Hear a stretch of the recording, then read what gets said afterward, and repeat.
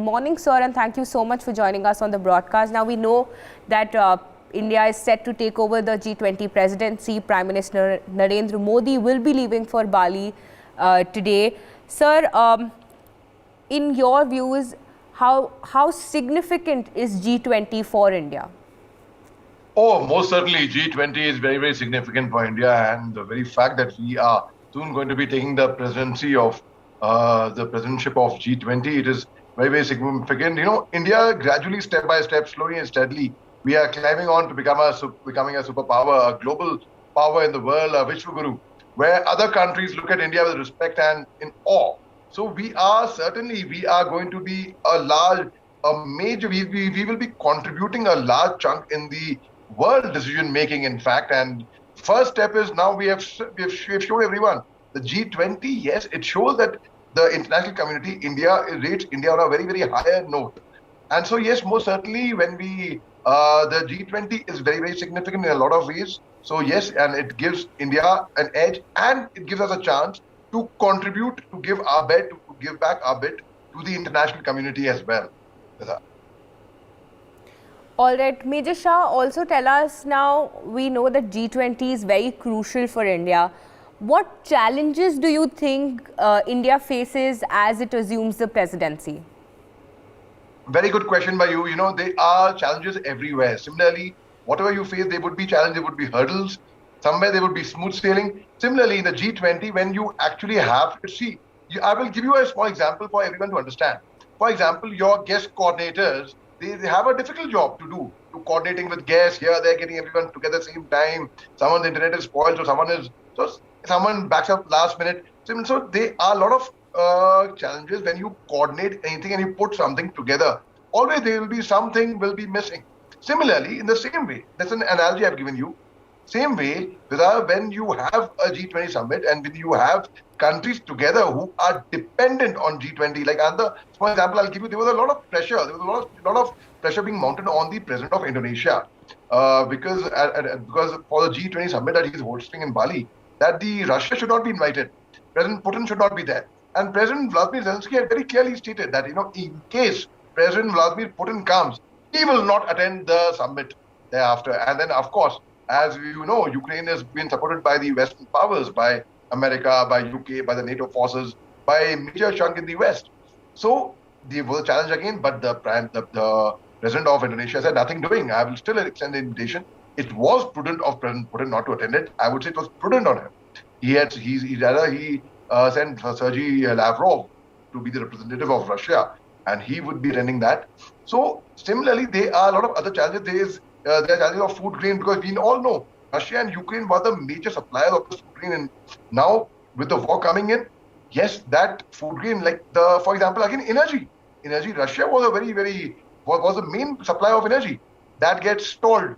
So the president of the G20 is responsible to ensure that there is peace around the world, unlike UN, the different charter, but peace in the sense, not in terms of war or violence, but in terms of global weather. In case there's a contingency like that, in case there's a global warming or there's a sudden change of climate, what do we do? Food grains, supply. Then there is energy. So there are various matters which are going to be about the internal security, about terrorism, about a lot of global factors that are going to be discussed at G20 summit. Similarly, the country which is in charge, which is on the helm of affairs, has to ensure that all these things are in order, and it is not an easy job at all for that. Definitely, Major Shah. Stay on with us. We just look into a different aspect. Now we know that Prime Minister Narendra Modi will be travelling to Bali to attend the two-day-long G20 summit. The Prime Minister has around 20 engagements lined up within 45 hours, including several bilateral meetings with other world leaders and a community event to connect with the Indian diaspora in Indonesia. Now, the Prime Minister will participate in 3 key sessions, which are food and energy security, digital transformation and health.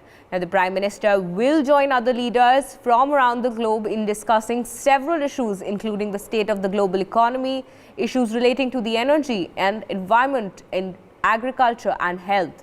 Now, at the closing ceremony of the summit, Indonesia will hand over the G20 presidency to India for a period of 1 year. Now, Katwara said that PM Modi will also utilize the opportunity of his presence at the Bali summit to invite leaders to India's G20 summit. Now, Major Shah, we know that Russia-Ukraine war has been going on. We are getting reports that India might be the mediator and India might erupt as like the major mediator solving the Russia-Ukraine crisis. Sir, what do you think that Russian representative, the Russian President Vladimir Putin not attending this G20 Bali summit will take place? What are your views on that? That's a very, very good question, Fida, and it's very eminently brought out by you. President Vladimir Putin, when he initially gave a statement that he would not be attending the G20 summit, I thought it was very, very prudent, very, very wise of him not to go there, not because he is a threat to his life only. No, that was a perception, and that is a story which Russia has created, and which has.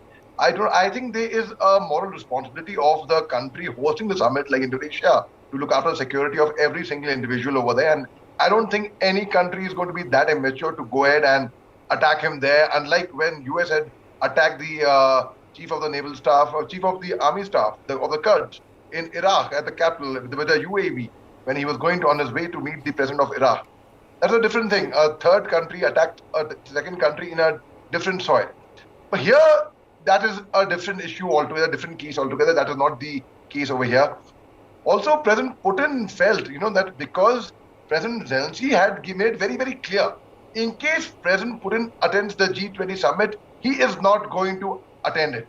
And yes, Ukraine has support of Russia, has the support of UK, has support of the NATO, has support of a lot of countries, especially from the West.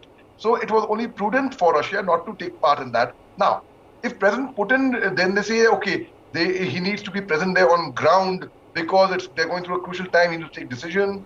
Well, one can do that virtually as well, Fida. Like right now, one need not be present in Russia to actually give decisions. For example, I'm in Ooty right now. I've come to visit my old school, my alma mater. In fact, I'm wearing my school uniform, in fact, for that matter. So you are sitting in Delhi. Sanjeev Srivastava is somewhere else. So we are all together right now and we are talking. Similarly, it's not important to be physically there, present on ground. Now, President Putin plays a very crucial part. That is, I would say President Putin, I say Russia. So as long as Russia's representative Sergei Lavrov is attending the summit, it is fine. Now, a lot of pertinent issues like, food supply, climate change, global terrorism, a lot of security, a lot of health, that is like including coronavirus, of course, why not? It comes under health. A lot of issues are going to be discussed. And now when President Putin is not there, well, it is perfectly fine as long as a representative of the Russians is there. Their foreign minister is there. It's perfectly fine.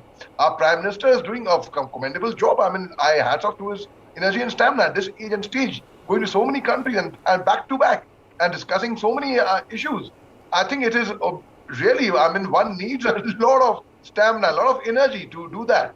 So yes, when Russian president does not attend the meeting, the entire international community would be speculating what could it be. Is it threat to his life, as he had also given one of the reasons earlier.